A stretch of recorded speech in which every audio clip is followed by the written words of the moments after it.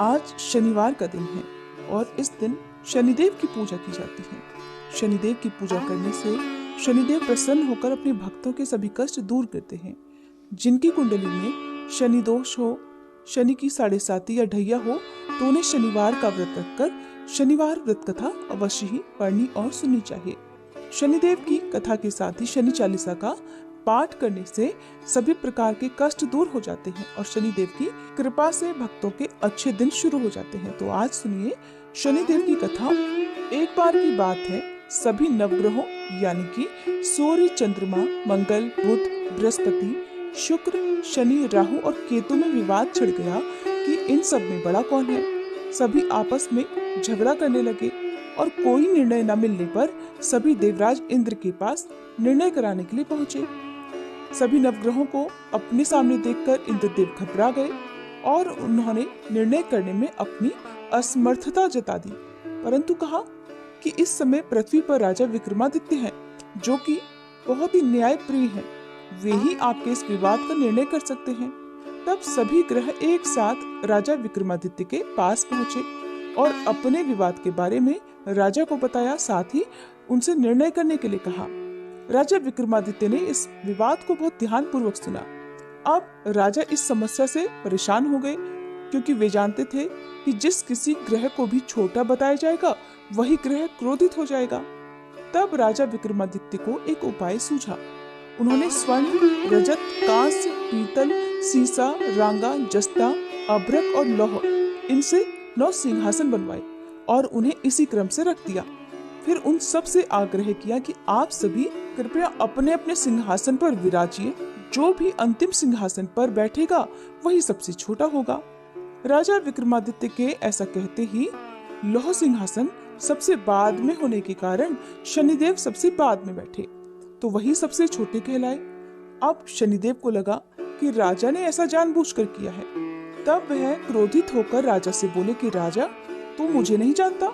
सूर्य एक राशि में 1 महीना, चंद्रमा 2.25 महीना 2 दिन, मंगल 1.5 महीना, बृहस्पति 13 महीने और बुध और शुक्र 1-1 महीने विचरण करते हैं, लेकिन मैं तो 2.5 से 7.5 साल तक रहता हूँ। बड़ों बड़ों का मैंने विनाश कर दिया है। श्री राम जी की 7.5 आई तो उन्हें वनवास हो गया। रावण की 7.5 आई तो उसकी लंका को वानरों की सेना से हारना पड़ा। अब तुम सावधान होकर रहना। ऐसा कहकर क्रोधित होकर शनिदेव वहां से चले गए। अन्य सभी ग्रह खुशी खुशी वहां से चले गए। कुछ समय बाद राजा विक्रमादित्य की 7.5 का समय आया। तब शनिदेव घोड़ों के सौदागर बनकर वहां पहुंच गए। उनके पास बहुत अच्छे अच्छे घोड़े थे। राजा ने जब यह समाचार सुना तो उसने अपने अश्वपाल को बहुत अच्छे घोड़े खरीदने की आज्ञा दे दी। उसने कई अच्छे घोड़े खरीदे और एक सबसे उत्तम घोड़े को राजा को सवारी करने के लिए दे दिया। राजा जैसे ही उस घोड़े पर बैठा, वह घोड़ा सरपट वन की ओर भागने लगा और भयानक वन में पहुंचकर वह घोड़ा अंतर्ध्यान हो गया। अब राजा विक्रमादित्य भूख प्यास से भटकते रहे। तब एक ग्वाले ने राजा को पानी पिलाया। राजा ने प्रसन्न होकर उसे अपनी अंगूठी दे दी। वह अंगूठी देकर अब राजा अपने नगर को चल दिए और वहां उन्होंने अपना नाम उज्जैन निवासी वीका बताया। वहां एक सेठ की दुकान में उन्होंने जल इत्यादि पिया, कुछ देर आराम किया। भाग्यवश उस दिन सेठ की खूब बिक्री हुई। सेठ बहुत प्रसन्न हो गया और बड़े प्रसन्न मन से वह राजा को भोजन कराने के लिए अपने साथ घर ले गया। राजा ने वहां खूंटी पर एक हार देखा, जिससे खूंटी निगल रही थी। देखते ही देखते उस खूंटी ने पूरा हार निगल लिया और हार गायब हो गया। तब सेठ ने आने पर देखा कि हार तो गायब है। सेठ ने समझा कि इसी ने उस हार को चुरा लिया है। तब उसने वीका को कोतवाल के पास पहुंचा दिया। अब उस नगर के राजा ने भी वीका को चोर समझकर उसके हाथ पैर कटवा दिए और नगर के बाहर फेंकवा दिया। वहां से एक तेली निकल रहा था, जिसे वीका पर दया आ गई और उसने वीका को अपनी गाड़ी में बिठा लिया। वह अपनी जीभ से बैलों को हाँकने लगा। उस समय राजा की शनि दशा समाप्त हो गई। वर्षा ऋतु आने पर राजा मल्हार गाने लगे। राजा जिस नगर में थे वहां की राजकुमारी मनभावनी को उनका गाना इतना पसंद आया कि उसने मन ही मन प्रण कर लिया कि वह उस राग गाने वाले से ही विवाह करेगी। राजकुमारी ने दासी को राग गाने वाले को ढूंढने के लिए भेजा। दासी ने बताया कि वह तो एक अपाहिज है परंतु राजकुमारी नहीं मानी।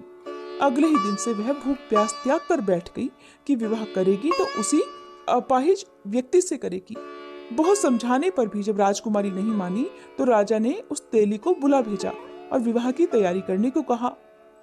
इस प्रकार उस राजा का विवाह राजकुमारी से हो गया। तब एक दिन सोते हुए स्वप्न में शनिदेव ने राजा को दर्शन देकर कहा कि राजन, देखा तुमने, मुझे छोटा बताकर तुमने कितना दुख झेला है। तब राजा ने शनिदेव से क्षमा मांगी और प्रार्थना करते हुए कहा कि हे शनिदेव, जैसा दुख आपने मुझे दिया है किसी और को मत दीजिएगा। शनिदेव मान गए और कहने लगे कि जो मेरी इस कथा को पढ़ेगा या सुनेगा और व्रत करेगा उसे मेरी दशा में कभी कोई दुख नहीं होगा।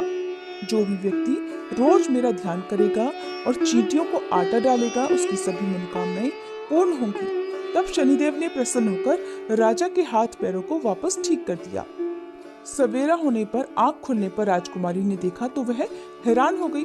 अपनी पहचान छुपाए हुए राजा ने राजकुमारी को बताया कि वह तो उज्जैन के राजा विक्रमादित्य हैं। ये बात जानकर सभी बहुत प्रसन्न हुए। सेठ ने जब सुना तो वह राजा के पैरों में गिरकर क्षमा मांगने लगा। राजा ने कहा कि वो तो शनिदेव का क्रोध था, इसमें किसी का कोई दोष नहीं। सेठ ने फिर भी निवेदन किया कि मुझे शांति तभी मिलेगी जब आप मेरे घर चलकर भोजन करेंगे। सेठ ने अपने घर तरह तरह के व्यंजनों से राजा का स्वागत सत्कार किया। साथ ही सबने देखा कि जो खूंटी हार निकल गई थी वही अब उसे उगल भी रही थी। सेठ ने बहुत सारी मोहरें देकर राजा का धन्यवाद किया। सेठ ने राजा से अपनी कन्या श्री कंवरी से विवाह करने का निवेदन किया, जिसे राजा ने तुरंत ही स्वीकार कर लिया। कुछ समय बाद राजा अपनी दोनों रानियों मनभावनी और श्री कंवरी को सभी उपहार सहित लेकर उज्जैन नगरी को चल दिए। वहां सभी नगरवासियों ने नगर के बाहर आकर राजा और अपनी रानियों का खूब आदर सत्कार किया।